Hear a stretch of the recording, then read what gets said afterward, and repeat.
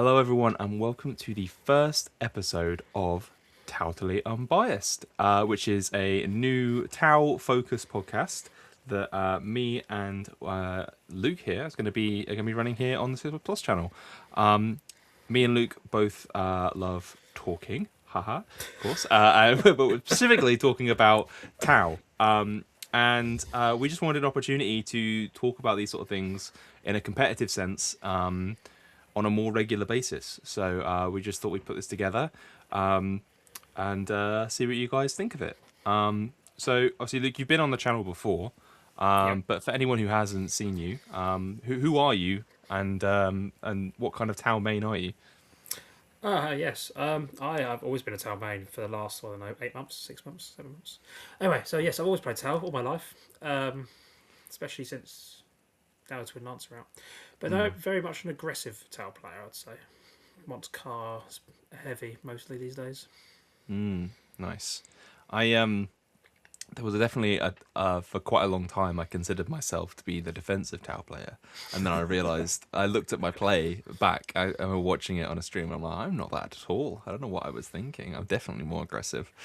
Um, so Same. I mean, you are going for the team in England, right? You're in the England top 16, right? Yep, that's good. And they are one of the armies that you are playing for that. So you have credentials, you have proof that you know what you're talking about. Sometimes. Yeah. Sometimes.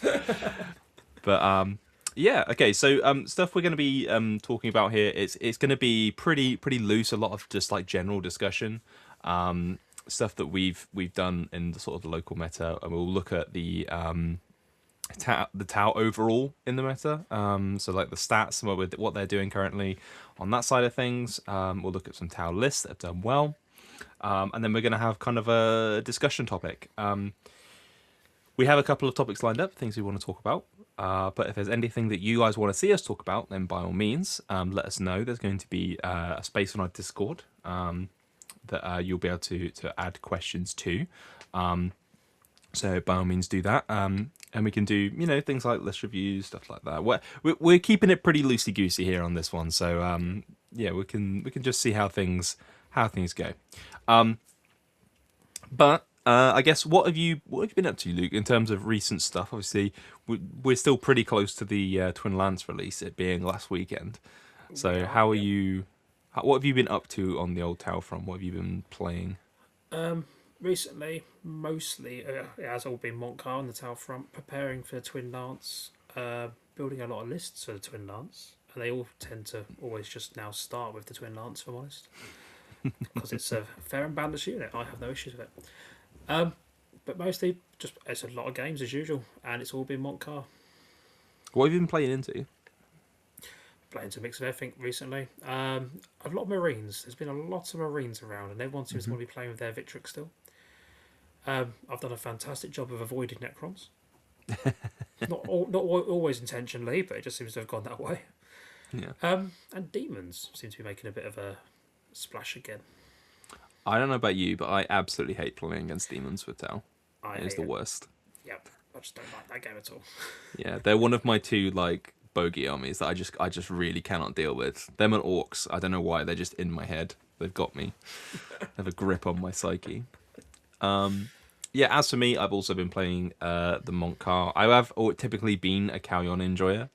I just don't think right now the units that get buffed the most by Callion are not the units you want to take in the meta. So I'm not too into it. Retaliation Cadre is fine. I don't think there's anything wrong with it.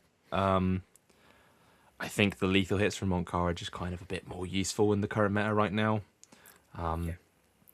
As much as I do love Retaliation Cadre. But yeah, that's kind of where we're at right now. So as for me, I've been painting my Twin Lance. Definitely myself. Definitely not getting a commission painter to make one look absolutely mine. No, I have paid a friend of mine who is typically a fantasy painter. He plays Lord of the Rings and fantasy and stuff like that, and he's painting it for me, and it looks absolutely banging. So I'm going to be propping that up. I'll get some nice pictures up on this podcast once that's finished and I have it in my hands. So, and then other than that, this week we played this week. Last week we played TTS Fight Night with the Tau. Played into GSC. Twin Lance did awesome things in that game. Unfortunately, everything else kind of whiffed a little bit, and so that wasn't great. I think I'm still trying to work around because I've spent so much time on the guard recently. I've not put the time in to learn to play without the safety net that is stealth suits. So my guiding, observing game is not where it needs to be right now, and I really felt it in that game. I also played against Captain Chris's Thousand Suns recently, and I felt a lot better about that matchup. Typically, I've kind of looked at Thousand Suns as one of those games where I just don't want to play it because it's such a complicated army to play into a lot of the time.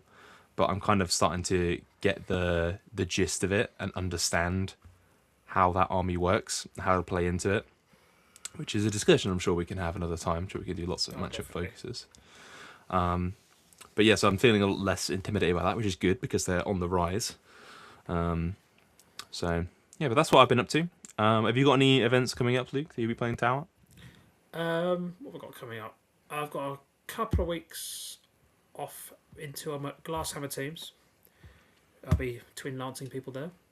And the South Coast Super Major, which I would probably also be twin lancing people there. Played a lot of events recently. I also got Tom Lomond.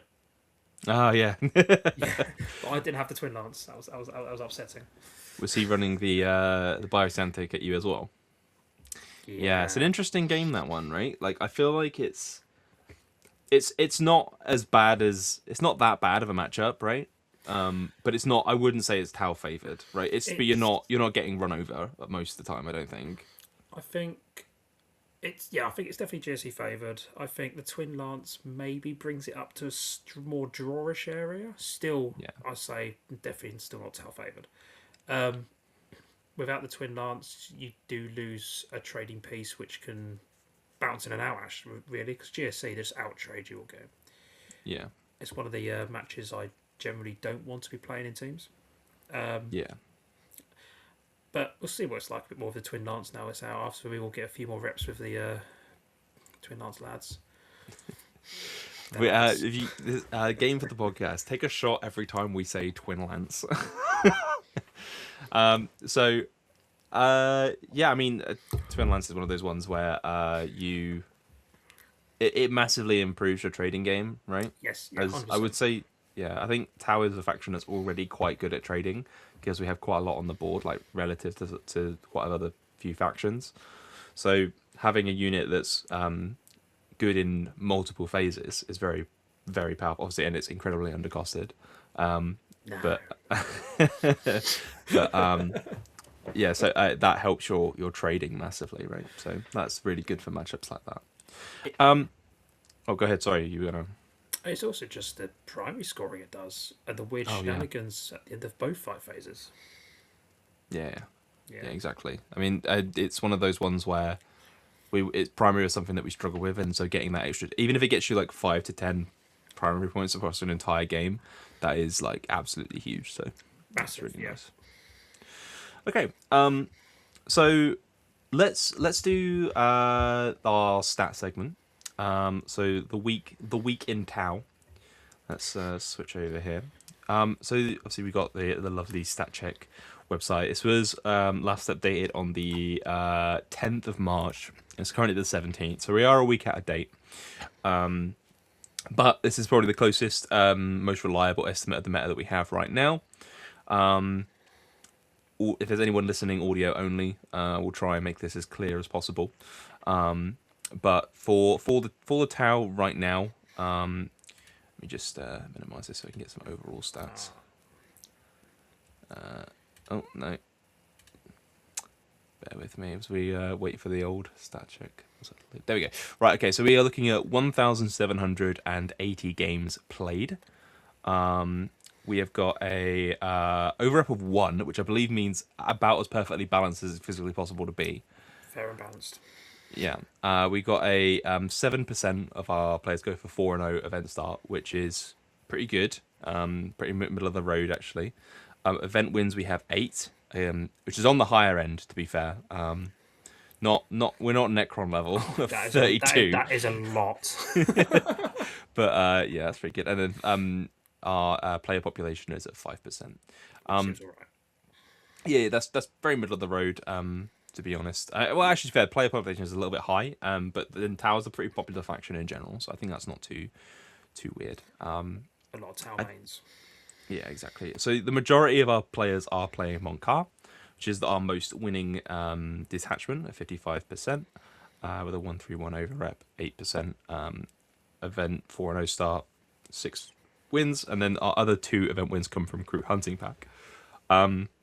I, as anyone who has watched the channel know, I am completely checked out on Fruit Hunting Pack. I am not connected to that army at all. I don't really engage with it at all. I don't know about you.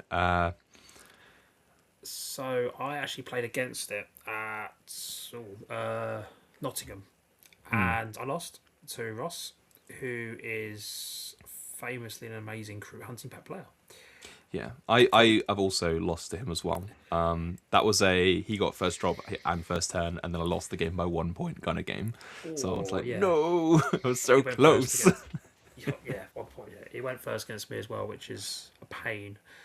It's just Yeah. a very untowel but different way of playing. You're not going forward with the Yeah. guns. You are going forward as a mass amount of bodies.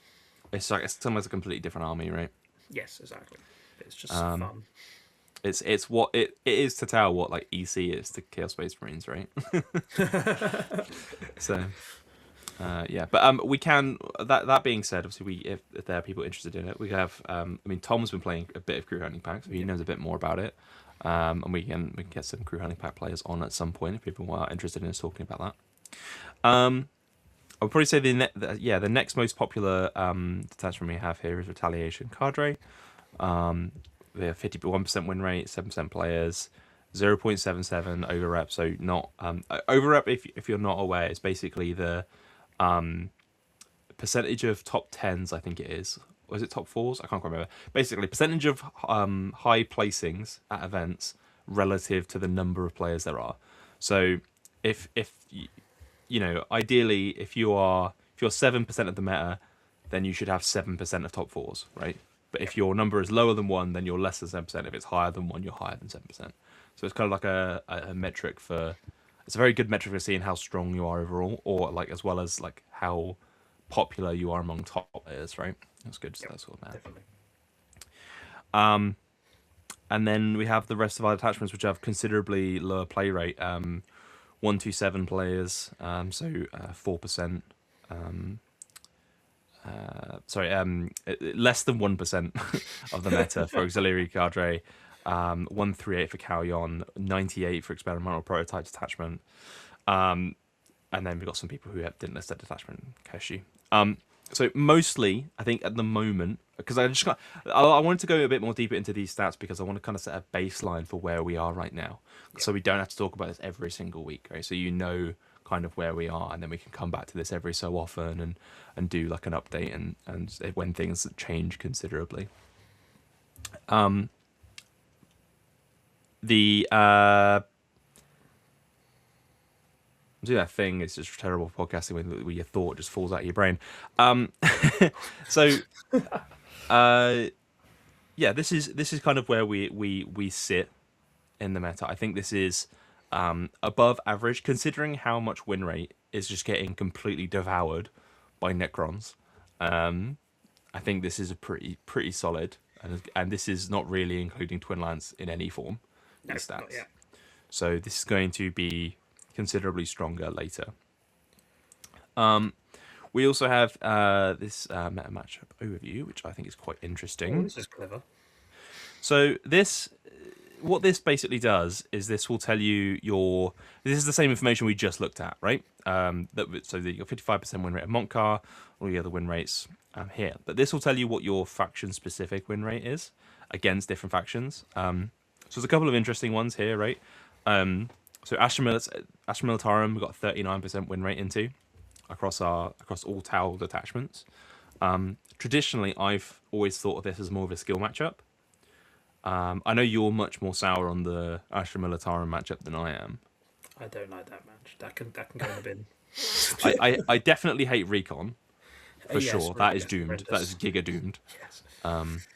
But what do you think about like say like 1 or 2 Dawns, right? So I find it a little bit map dependent. On WTC, I just don't want to play guard generally because they also sometimes like your boards as well, depending on the deployments. But UKTC I actually don't mind as much, especially if you go first. You could just tag up half their army with crew or block them in. So it's a little bit terrain dependent, I find, for like the Grizzle builds and the Rogal Dawn builds. But Recon, you're right, it's just doomed. It can just get in the bin. Yeah.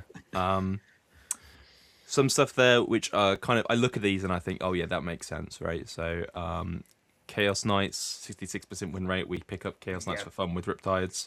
dinner. Death Guard, again, we pick up their vehicles and their infantry for fun. Their extra toughness isn't really bothering us.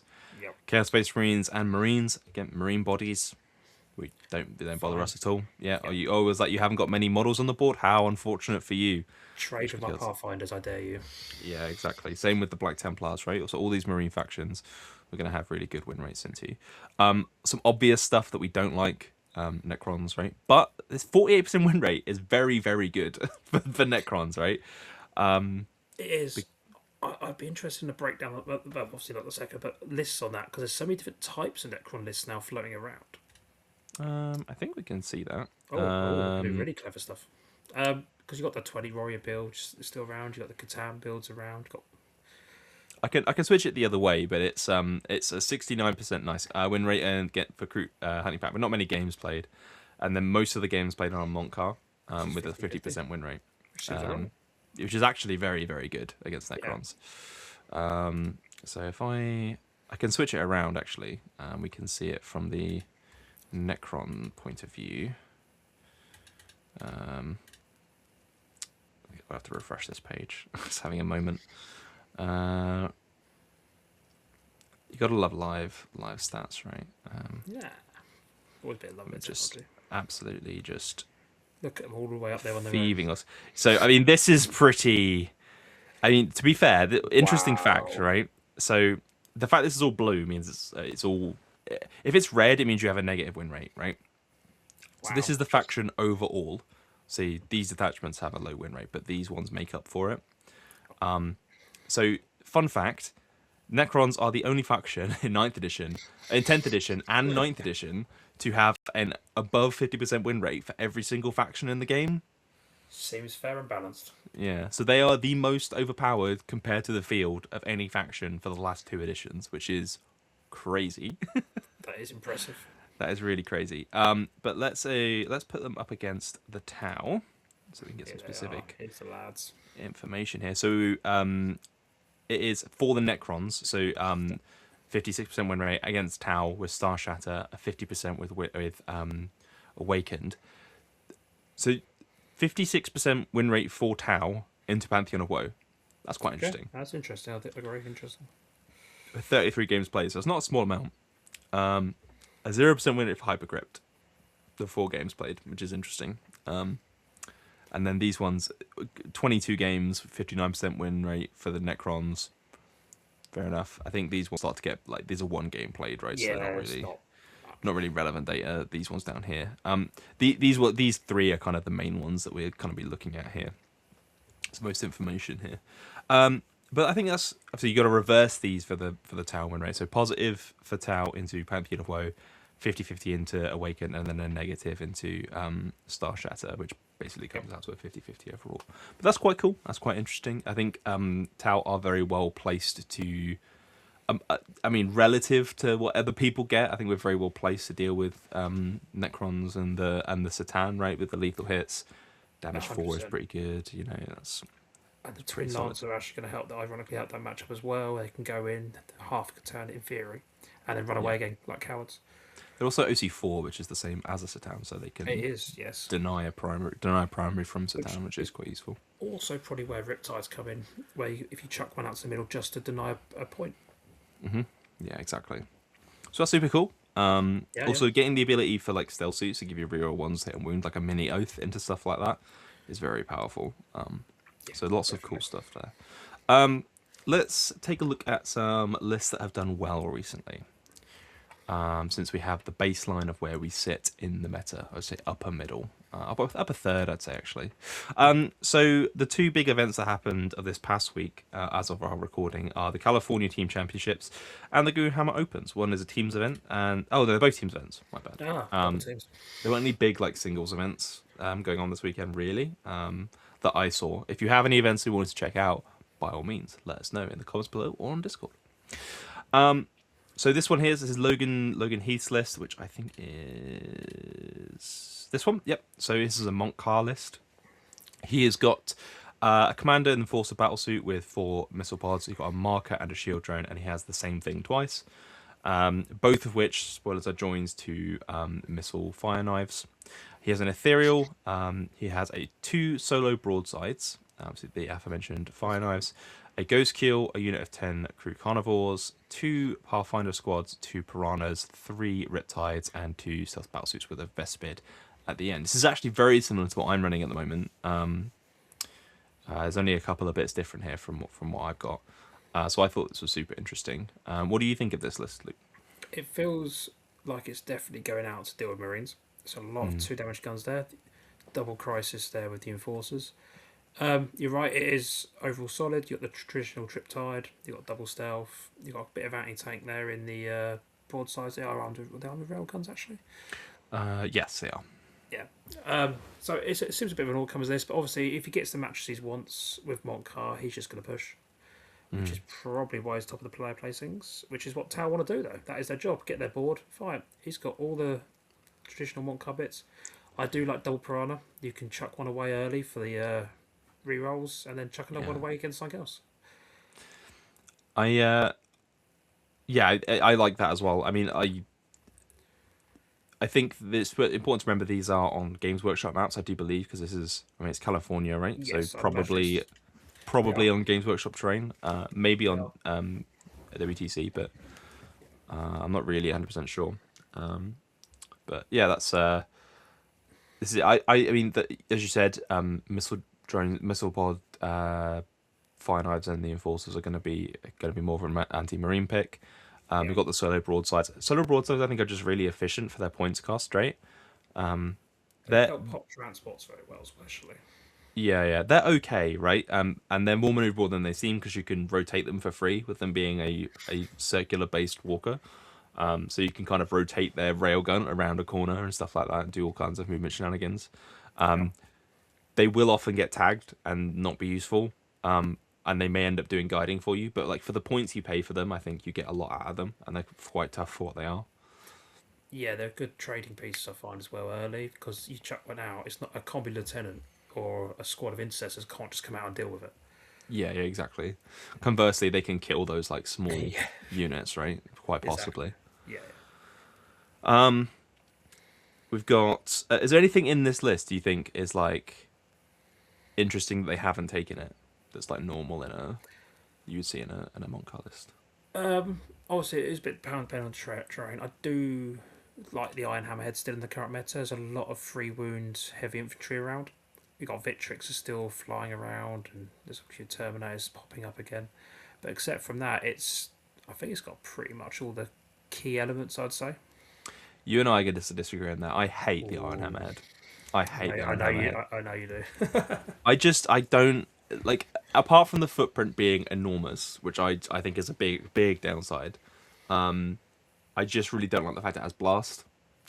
And if you want that weapon profile, you can just get a ghost kill, which doesn't die. True, but the Ghost Kill is also a tad more expensive. Yeah, And it's it has less 15 shots. points. You just roll sixes all the time on shots, and you'll be fine. True. I only roll ones, and you only roll sixes. So this makes a lot of sense. Okay. Right, that's pretty cool. Just have a quick glance through what he played into. So we have Death Guard, which we Which know makes is sense. pretty good. That's the 17. We have Genestealer Outlander Claw, which is again that one does make sense to me. It's a lot of small 5-man units, and then a transports and Achilles Ridge Runners, right? Which are vehicles are very Yeah. easy for us to kill. So he doesn't have any big bricks of Abrams or Gene Stems or anything, does he? So No, it's big bike squads, which are basically Space Marine scouts, right? So yeah. and that live on stealth, which guess what? Fire knives do not care about stealth. Oh no. So that was a 20. Creations of Bile, more Marines. I That's a mean, very what a yeah. list! Look at that guy's list. Jeez, gee, It's, many. Look at hey, that guy. at least it's one of the lists you can read straight away. Yeah, true. What else have we got here? List 4. That was a 19, by the way. Another Death Guard list, which you got a 20 into. Yep. Mortarian's Hammer. So again, just vehicles that we're just really strong into. These toughness 9. T9 8 wounds, or was it T9 10 wounds? I can't quite remember. I think it's T9 10 wounds, but it Yeah, doesn't so change that much. The Riptide, in theory, should Yeah. fight that one. Yeah, Yeah, exactly. should. Should, yeah. And then we've got Chaos Demon Scintillating Legion, which he Oh. got a 17 into. That one's probably a tad more surprising. That is quite interesting. So what is it? Bellicor, Kairos, Lord of Change, Lord of Change, Lord of Change. Okay, with all the enhancements, Never Blade, Escape, or Puppeteer. Some Plague Bearers, Beast of Nergal, Screamer, Screamer, Screamer. Wow, they always list up small. They always do look small. I mean, generally what I've found is it's a small win to scintillating normally. But I don't know if the changes to scintillating have hurt it a tad too much. It makes it harder for them to be indirecting the Riptides early. Yeah, exactly. Yeah, I also find Bellicor makes it quite hard for the Tau to get a favourable engagement. Like, Yes. you can get shots, but a lot of the time you're ending up trading down those situations. Like, you have to, as the Tau player, you end up having to give up stuff. It may have just been a primary game as well. There's so few models on the board here. We also don't know what the mission is for that as well. It could have been Yeah. something like hidden supplies where everyone's just going to go into the middle at some point. Yeah, exactly. Okay, that's super interesting. Well done there. And then the last one was Chaos Space Marines again. Abaddon and Huron and Cypher. And then a very, it looks pretty different elite, kind of vehicle list. heavy. Yeah. Some Chosen, Master Maelstrom. Yeah. If I could see, yeah, Tower wouldn't mind that one. Yeah, so lots of Marines for them to kill. Okay, that all makes sense. So that's very interesting teams list. They're pretty.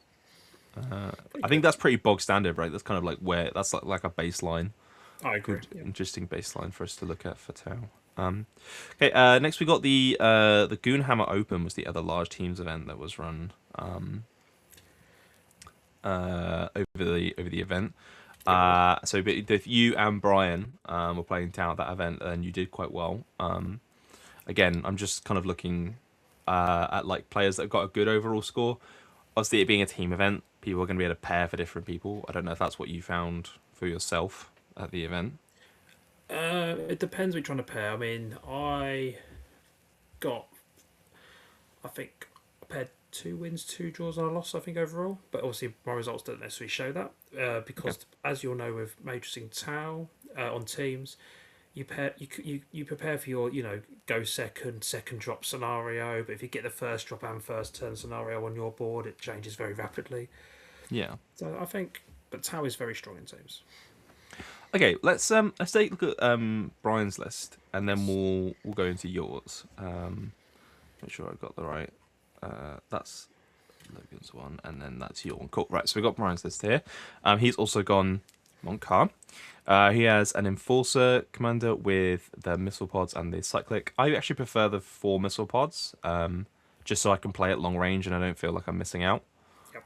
But I think that's just a preference thing, right? And this was played on. That's how he's using it. Yeah. This was played on WTC Train, I'm pretty sure as well, right? Yeah, cool. Just to double check. Strategic Conqueror on there as well. Got an Ethereal Strike Swiftly for some scout action. A Devilfish, the Fire Knife with the missile pods.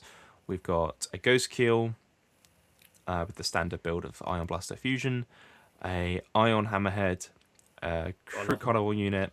3 Pathfinder units with the Ion Rifles. And then we've got 1 recon drone, 1 recon drone, 1 grav inhibitor drone. So one of the grav inhibitor drone will be going into the Devilfish. Yep. 2 piranhas, 3 riptides, 2 stealth suits, 1 best bed. It's pretty standard overall, I'd say. What you say? There's nothing Yeah. there that jumps out as me as being overly different. Maybe I said the Iron Blaster on the Enforcer, but he's got the Hammerhead. We all like the Hammerhead except you. And I suppose the main difference here is we've dropped the second squad of missile pods here, and we've got ourselves a hammerhead gunship. We've got the extra unit of pathfinders. yeah. What is the main benefit of the extra unit of pathfinders? Would you say? So obviously, in teams, if you can, you might have to give up 2 units early if you want to fully jowl your opponent in, depending on deployment. And having the third unit allows you still not to just lose all your markers turn one effectively. Some deployments you just want to have them infiltrating scouts backwards, forwards. It sometimes you just put one along the middle to stop a turn one G instead of running at you. I think markers are so important for Tau, and they are fast marker lighting units that have actually quite good damage. They outtrade most chaff. And they can, anything Zangor's cultists, all the cheap stuff, they will just remove from the board themselves. And it's just the fact that you can just scout them straight into your opponent's face and then just advance them in and go, cool, how are you getting out your deployment this turn, sir? Yeah, they really do punch above their weight class in Yeah. a way that things like scouts and that just don't, right? Yeah, exactly. Okay. That's super interesting. So if we look at his, what team was he on? Make a It wish. was- It is make a wish. of course, it was. That makes sense. Let's see if I can find him. So we can find what he played against overall. No, okay. This doesn't have. Oh, player placings. Of course, that's how you have to do it. Yeah, So we got a 13 against a spare player. I don't know if that was an auto. that was a Necron player who stood in because I think one of the teams had a drop. Okay, let's see. So we've got 13 against Necrons, which is Awakened Dynasty. I kind of want to talk about your list. We're not going to go super in depth on this one because it's the same event. 20 into Admech, Helioscreed. How do you feel about that matchup in general? I generally think it's quite drawish. It doesn't take much for one of the players to make a mistake, though, and it opens up the game very quickly. Yeah. That's a lot of. It's a lot of Ruststalkers and Infiltrators, right? Just look at Ruststalkers going, well, that's a lot of Ruststalkers. Yeah. I feel like they're annoying, but they don't reliably kill the stuff they need to kill to win that matchup. And it's one of those where the Pathfinders go first. You can just remove a lot of these small units of chaff or damage them to a point where they're not going to matter in the late game. Yeah. Okay. We got a 16 into Custodes. Into my captain. This is your team And captain he's my for this captain one. for this one. Yep. Okay, so Custody. I mean, this is kind of like the list, right? The It is just the triple Land Raider. Yeah, yeah. cool. The standard.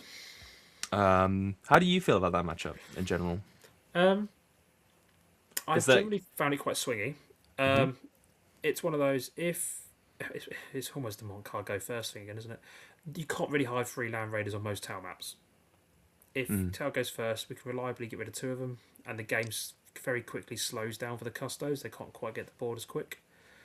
But again, if they get first and they can just ram 3 Land Raiders into the middle, it can be quite a different game. So I find it quite swingy. Okay. Because in theory, right, it's a lot of 4 open vulnerable, 3 wound bodies, right? Which are things that we like. We like to kill those things. Yes, we do. Um, But they're in boxes, and we need the stuff. What kills them is the stuff what kills the boxes. yeah, exactly. So it's in theory, like you can see why it may be good, but at the same time, it can also go very wrong very quickly. I feel like this one. It's a great one for Pathfinders just to jail them in though, because they're not flying over them. Yeah, exactly. Okay, that's interesting. And then we've got you got a 20-0 into Grizzled. Dom's Grizzled. Okay. Double Dawn, double Tempestus squad. He's got the 27 with the Ogren Bull bodyguard, and the Yep. fullback and shoot squad. Triple Kasakin, triple combat engineer, triple chimera. So yeah, pretty standard to be honest. I was running something similar. It's basically as many mortals as you can fit in a list, and then you have the 27-man break and all of the Stuff. you have both the 10 versus command squads for more damage output, and you have the big 27-man as well. So it's kind of like taking all of like essentially the best units, right? You just don't want to go for the vanquishers, which makes sense on WTC train. They're not. My understanding is they're not as good on WTC train as they are on UKTC or GW. So, No, exactly. but I mean that they're not bad, right? I think Well, a lot of people they're are taking solid them. choice overall, yeah. But Yeah. We've got what was the score there? For this one, that's 2. So we got 20 to us. So this is a 20-0 into Dark Angels. I think again, this is another one where it's just like marine bodies that we just like to kill. yeah, there's nothing there jumping out that's massively not killable for us. Yeah, I mean, Deathwing Knights can be a bit of a pig to get through, but with only 2 units, and then like the rest of the list is just like non-existent. To be honest, you just kind of laugh the rest of it, apart from the lion. The lion either dies to one Riptide or he takes your entire army. It's never in Yeah, between exactly. Yeah, absolute nightmare. Okay, and then we got 12 mirror. No, that's Brian's list. That's there. Oh, it was Brian's 12 list. into Dark Angels. Oh yeah. Well, either way, Yeah. that was his list. That's pretty cool. That's interesting adaptation there. And then I'll let you talk about your list. I've been talking a lot, so No, that's fine. So my list is a bit different, as you'll spot straight away with the one character, which is a Warshaper. So my list is leaning on the heavy broadside unit, 3 missile guys, which is with the +1 AP removes most things in the game. It's very solid overall. After that, you've got the traditional ghost kills, aka the sacrificial for the Twin Lance, the Hammerhead, which again I just love the Hammerhead. It just does so much work for me. And then you've got the traditional crew. You've got triple Pathfinder, 1 in the Delphish, 2 infiltrate, double Piranha, which I like to chuck one away early. I've used it to turn 1 charge Catan before because it's funny. And the Catan don't like it when they have to kill it. And then triple Riptide and double Stealth. So I've got plenty of marking options. I've got quite a lot of high output with the Riptides, the Hammerhead, and the Broadsides. And it is a designed list to get my board and just try and table people. all right, nice. So if we take a look at what you played against, We can. sorry, I did scroll down a bit for you. Right, you played against. Let's just get all of these up. So, cool. So we got a 20-0 against Chaos Knights. I mean, we've been over this already. They're a good faction for us in general. Generally good for us. It was 4 big rockers build. This particular match, I went first. He had misdeployed slightly, and I picked up 1.5 Knights turn 1. Monka! Montcar turn 2. He had 1 knight left, so it was a traditional Montcar first CK game. The only way they get points out of this game is actually play super passive and just lose, but lose well. If the Knights try and win this, it just goes wrong. Yeah, because the despoiler Gatlings, of which he has 3. There's 2. Oh, He it's had 2 4 and a battle cannons. cannon one.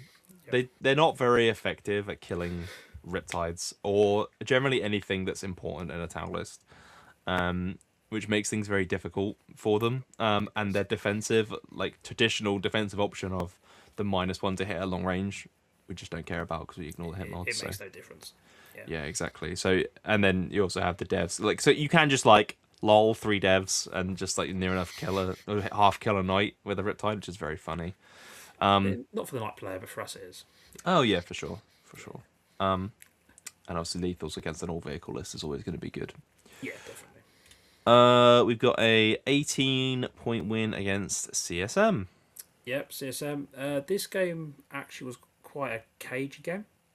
It was looking quite drawish, but a small gap appeared for me to be able to push, and sometimes that's all it actually takes in some lists. I was able to pick up two of his four. He's got two possessed Terminator and a big brick. I was three possessed, but it's four big bricks overall. Really, I was at a turn where I could just pick up two of the big bricks for basically nothing in return, and that just opens the game up. Yeah. Yeah, that'll do it. It it's one of those things where I feel like Tau is quite a binary army in terms of like pairings for teams, right? Where you look at it and it's like, I mean, I can just deal with this, right? Because I feel like Tau has a very unique weapons profile compared to most of the other factions in the game, and that create like having so much damage 3 and 4 Yeah. just really skews a lot of matchups. And there's a lot of matchups, like the CSM one, where they also, if you just play passively yourself, if you've gone second or something, the worst you're probably getting is a 10. Because they push Yeah, too heavy, then you're just going to swing back and push a bigger win. yeah, exactly. And you got a 17 into Theo. And this is the Marine issue. He's got Calgar. He had a 10-man Terminator brick, which I thought was quite interesting. Yeah, this is a new build he's been playing against me as well, which is Calgar with 10 Terminators, and you're kind of relying on the strat in Blades of Ultramar to give them -1 to wound to keep him alive. Yes. When I played against it, I may have battle shocked them with a Piranha, so they didn't get to do that, and I picked up the entire unit. So That's quite funny. My Piranhas, I don't think battle shocked anything in this game. They failed miserably. But it's about outside the 20-man and the Victrix, which we know we can kill Victrix quite reliably. mm, The vehicles are what the problem. It was the Terminator brick. As soon as the Terminator brick got caught by, the broadsides and two Riptides, it was not going to have a good time. yeah, yeah, The broadsides, it being 2 damage each, because they're 4 wounds, do rip through a lot quite quickly. yeah. Okay, that makes sense. And then yeah, I think even when Victrix were at the height of their power, Tower one of those armies that were very well placed to deal with them. And this list I think has taken a few knocks since then. So Yes, and it seems to have been knocked quite low at the moment. I think not low is the wrong word. It's still up there, but it's nowhere near Necrons now. okay, so you scored a 6 into Tom Lowman. I've not heard of him. Mr. Lowman.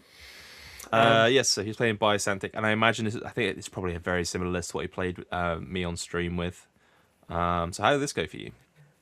So this went badly. No, it's a game where we did discuss this actually. The decision point was: do I get first, but do I go?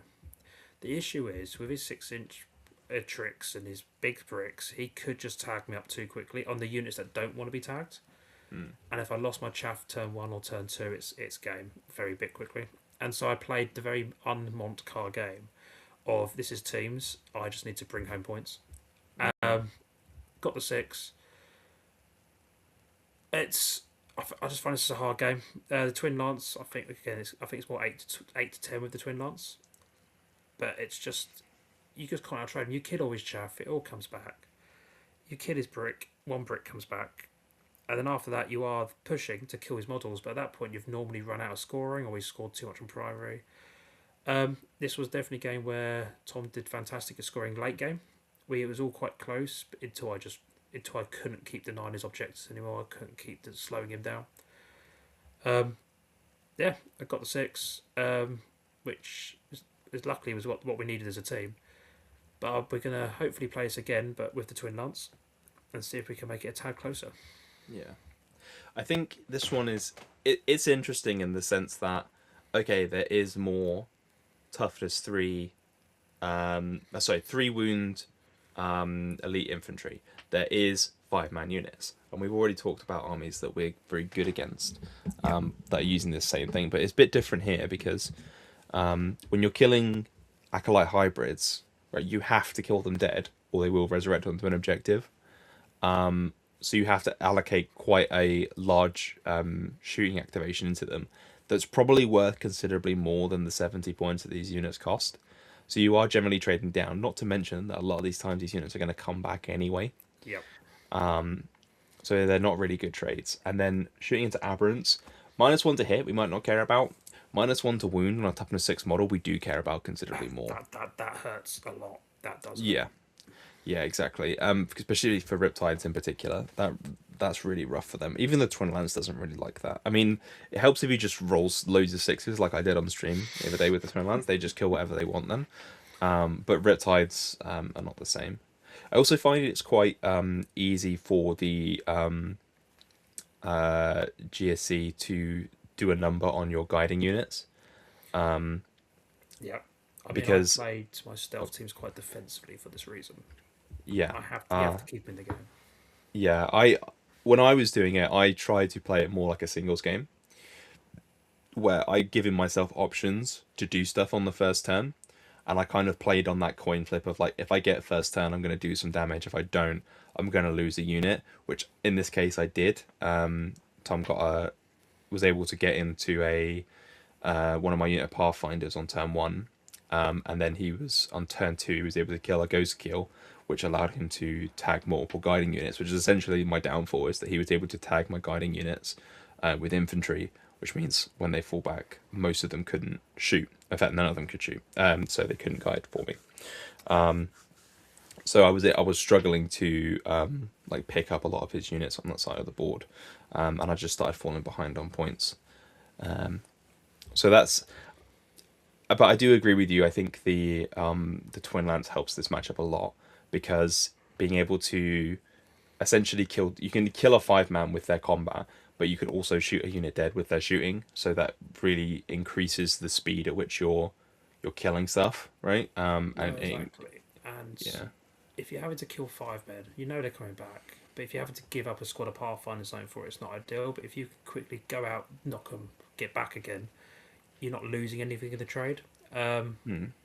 It's a lot of cheap stuff. Obviously, Tom is an expert with GSC. He knows exactly how to play them as well.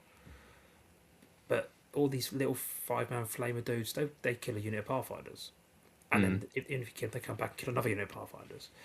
It's a bit of a cursed matchup, I feel. okay.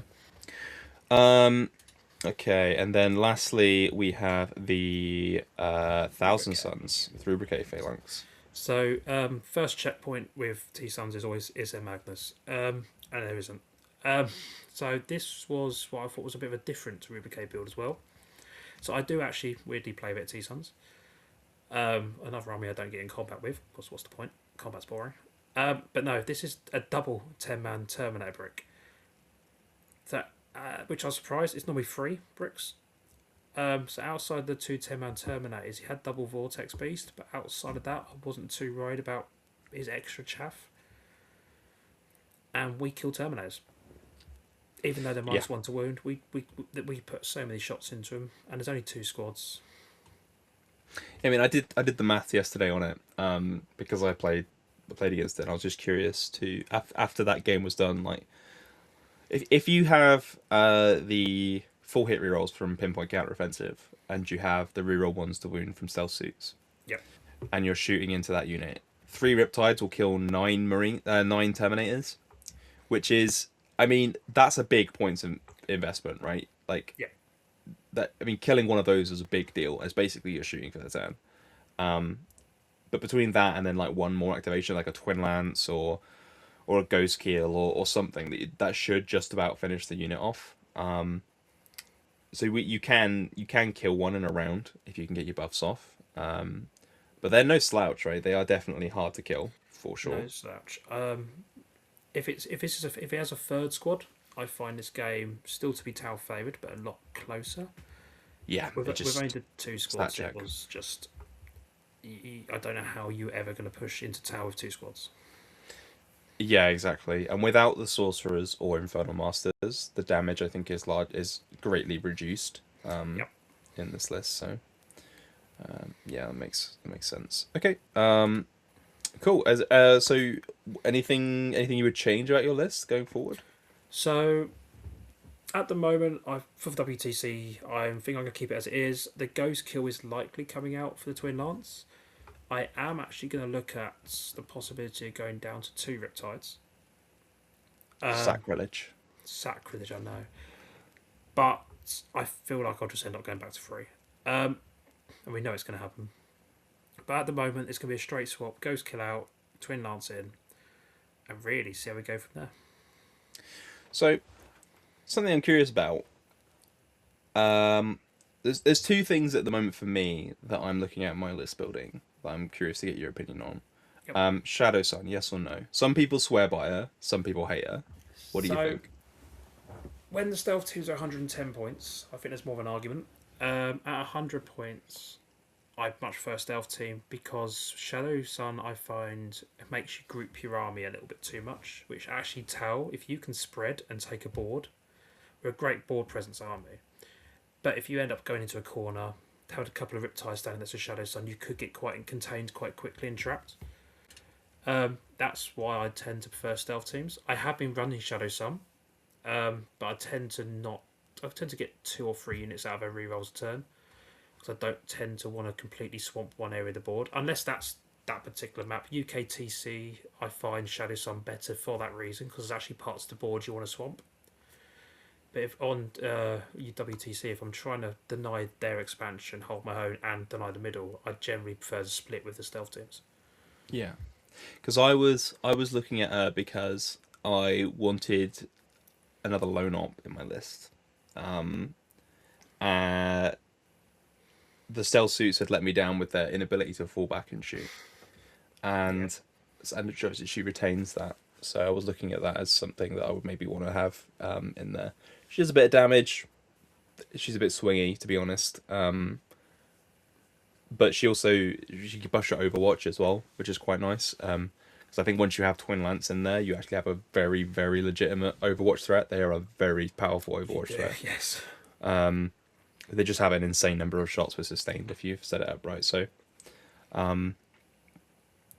yeah, I think that's a good reason to take. The other one that I'm looking at is the people talking about a lot is the Flamer Star Slides as observers. What do you think about those? I actually quite those. Is it 110 points of free, I believe? Put a I marker think light I on think one of they're them. yeah, because they're the same points as stealths, right? Or they were the same points as stealths. But they That's all were. right. I'll check it. What you're. I love them in Retcarder when I played Retcarder previously. I think it's a very useful rapid ingress Overwatch tool, or just a useful rapid ingress threat generally, because your opponent, everyone leaves chaff on their home objective. They definitely cannot let them get behind them. But it's the fact that if it's a combat army, especially, that they go, oh, I'm going to charge that, but he has that in. He's got to continuously plan around it until at least turn 3. And 110 points for another marker light, another 6 guns plus drones. It's got a lot of output for 110 points. Do you think they're a decent replacement for stealth suits? No, I won't go that far. Yeah, because I'm kind of the opinion that the reroll ones to hit a wound is just too good to not to say no to. It is, especially when a lot of our big guns like Riptides. At the end of the day, it is still only 6 shots, Yeah. and you're going to roll once. Yeah. Unfortunately. Okay, that's interesting. We went a bit longer on the list than I thought we were going to. So that's interesting. So the original main topic was going to be about Tau and the current meta. I think we've generally covered that pretty well. As I think it's kind of been taught to death, right? We know Necrons are good, right? We know, and then beyond Necrons being strong, it's mostly Marine factions, right? And then Guard, and we've spoke about those already, right? Recon we think is pretty cursed. I I mean, you think it's like losing matchup? Is that right for the Guard generally? Like 1 or 2 Dawns, Yeah, I sort of think Grizzled. Do you think that's like on the losing side? Recon's super bad. Grizzled, I think's bad but playable, and Yeah. maybe sort of small loss region. Again, it depends on the build of Tad, but generally, Recon, you're right. It's terrible.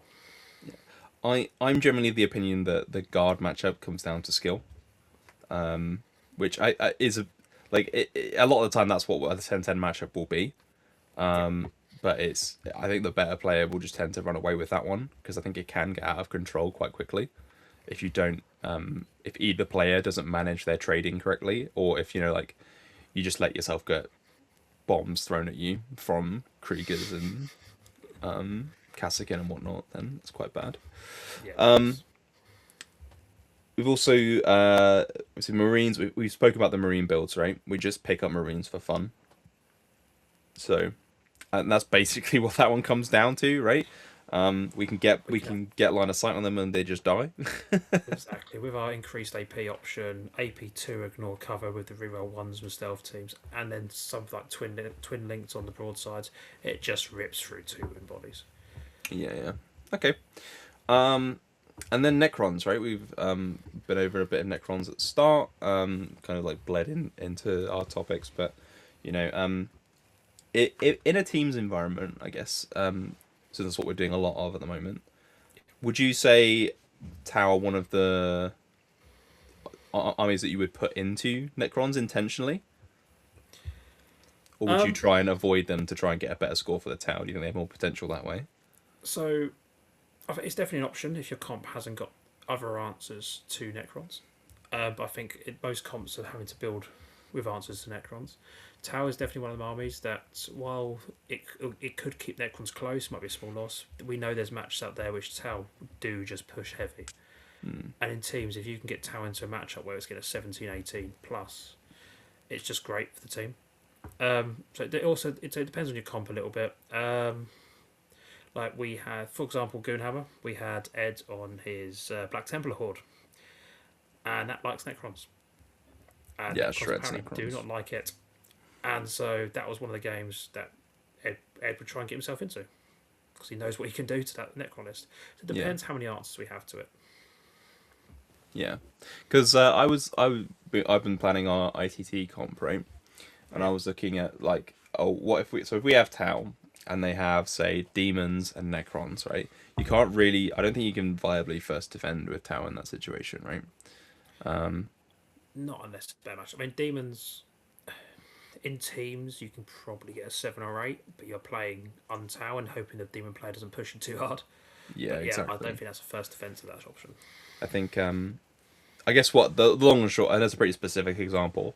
The long and short of what I'm trying to say is that with Necrons in the meta, I think it makes the first defend Tau a little bit harder to justify. Even if you get board choice, I just don't think that affects Necrons very much, or demons. Right? But there's And, there's a couple of other factions that have a similar situation going on. and Recon's in the meta as well, so Necron Recon a double pincer can happen. Yeah, exactly. So it may be worth having a more. I, I think Tau can be quite easily pinned if you play around it. If you are setting yourself up, there's multiple factions because we mentioned it before. Tau are quite a polarizing army, so it can be pinned. I think quite easily. I think so. But this is also where I think Ret Carder can actually play. Red Cadre is the more balanced army, right? Exactly. I don't think it 20 nils people quite as easily as Montcar does, but it tends not to get a bad score very often either. It's much more of a 8 to 12 region army, I tend to find. Yeah. Montcar is that like high peaks, low troughs, kind of low valleys, and then you have your Red Cadre, which is more stable, and because they have better scoring options, they have better trading options. Yep. They got better tools for like if we got a lot of anti-tank, we can just pop the sustain 2 strat if that becomes a thing that we really need. So you can turn a unit which is more anti-elite, like the missile sides, for example, missile pod broadsides, and they can become an anti-infantry, anti-horde unit with something like that. Definitely. So that's quite interesting. I guess that's kind of like brings us to time and where we would normally get to. So I guess we'll call it there for this week. I think we set a nice baseline for where Tower in the meta, so I don't think so. We won't have to talk about that every single week. So we can like do more like opiniony editorial content as we go forward with this. So let's do a bit of housekeeping, right? If there's any topics that you want us to cover, then by all means put them in the comments below this video, or you can and while you're down there you can give us a like and you can subscribe to the channel for more. Look at that. And if you really want to support us, you can become a member on 6 with us, and you can get even more videos. So that'd be really cool if you did that. if YouTube isn't your thing, you are more a Discord person, you can join our Discord. It is free to join, and you can we'll have like a little section on there for this show. You can leave lists for us to look at. You can leave comments, things you want to discuss, all that sort of stuff. Ask us questions. Would also like to mention that we are still running our 6 fundraiser because we are covering the WTC this year, and the equipment to buy a streaming setup is quite expensive. So anything that we're just trying to raise money just so we can build that setup. So if you would like to support us, then please, by all means, the fundraiser is a very good way to do so. If you're interested in more tarot-related content, we have a bunch of totally unbiased editorial videos on the channel, and we have the most recent TTS Fight Night has featured Tau with the Twin Lance. So I would highly recommend checking that out. Thank you very much, Lou, for joining us on this first episode. Hopefully, first of many in the channel. Hopefully, yep, definitely. Next time, I think this is one of those, I definitely wrote this down and I've absolutely deleted it. I think because I think in terms of stuff we want to cover, I mean, we can cover anything, right? We're on the run up to the next edition, right? So we can talk like more in depth about certain detachments. We can talk more in depth about certain matchups, how to play them, different terrain sets, because that's very big for Tau. Yeah, So, but by all means, let us know what you want, and we will talk about it as in depth as we possibly can. And yeah, thank you very much for listening to this one. Anything you want to add, Luke, before we head off? no, I think you've covered everything. It's almost like I know how to make a YouTube video. I absolutely don't. And practiced, yes. Yes. All right, guys. Thank you very much for listening, and we will see you next time. See you soon.